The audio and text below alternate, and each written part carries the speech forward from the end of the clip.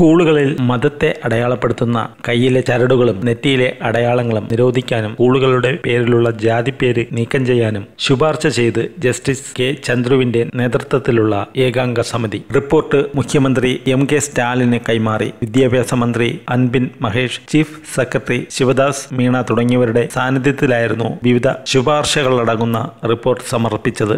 2023 ഓഗസ്റ്റിൽ തിരുനെൽവേലി ജില്ലയിലെ നാങ്കുനേരിയിൽ പട്ടികജാതി വിഭാഗത്തിൽപ്പെട്ട 2 സ്കൂൾ കുട്ടികളെ ഒരു കൂട്ടം വിദ്യാർത്ഥികൾ ക്രൂരമായി മർദ്ദിച്ച സംഭവത്തിന്റെ പശ്ചാത്തലത്തിലാണ് മദ്രാസ് ഹൈക്കോടതിയിൽ നിന്ന് വിരമിച്ച ജസ്റ്റിസ് കെ ചന്ദ്രുവിനെ അധ്യക്ഷനാക്കി ഏകാംഗ സമിതി രൂപീകരിച്ചത്. വിദ്യാർത്ഥികൾ ജാതി പരാമർശിക്കുന്ന സൈക്കിളുകളിൽ സ്കൂളിൽ വരുന്നത് ഒഴിവാക്കണം. കുട്ടികളുടെ ഹാജർ ബുക്കിൽ ജാതി പരാമർശിക്കുന്ന കോളമുണ്ടാവരുത്. ഒരു തരത്തിലും അധ്യാപകർ കുട്ടിയുടെ ജാതിയെക്കുറിച്ചോ അത് സംബന്ധിച്ച ഒന്നിനെയും കുറിച്ചോ ഒരു ഘട്ടത്തിലും പരാമർശിക്കാൻ പാടില്ല. കുട്ടികളുടെ പേരുകളുടെ അക്ഷരമാലാക്രമത്തിൽ ക്ലാസുകളിൽ ഇരിപ്പിടങ്ങൾ നിശ്ചയിക്കണം. സ്കൂളുകളിൽ മൊബൈൽ ഫോൺ ഉപയോഗം പാടില്ല തുടങ്ങിയ നിർദ്ദേശങ്ങളും റിപ്പോർട്ടിൽ ഉൾപ്പെടുത്തിയിട്ടുണ്ട്. നിലവിലുള്ള തമിഴ്നാട് സൊസൈറ്റീസ് രജിസ്ട്രേഷൻ ആക്ട് 1975 ഭേദഗതി ചെയ്യാനും വിദ്യാഭ്യാസ സ്ഥാപനത്തിന്റെ പേരിൽ ജാതി ആപ്തവാക്യങ്ങളൊന്നും ഉൾപ്പെടുത്താൻ പാടില്ലെന്ന വ്യവസ്ഥ ഉൾപ്പെടുത്താനും സംസ്ഥാന സർക്കാർ നടപടിയെടുക്കണമെന്നും റിപ്പോർട്ടിൽ ആവശ്യപ്പെട്ടു.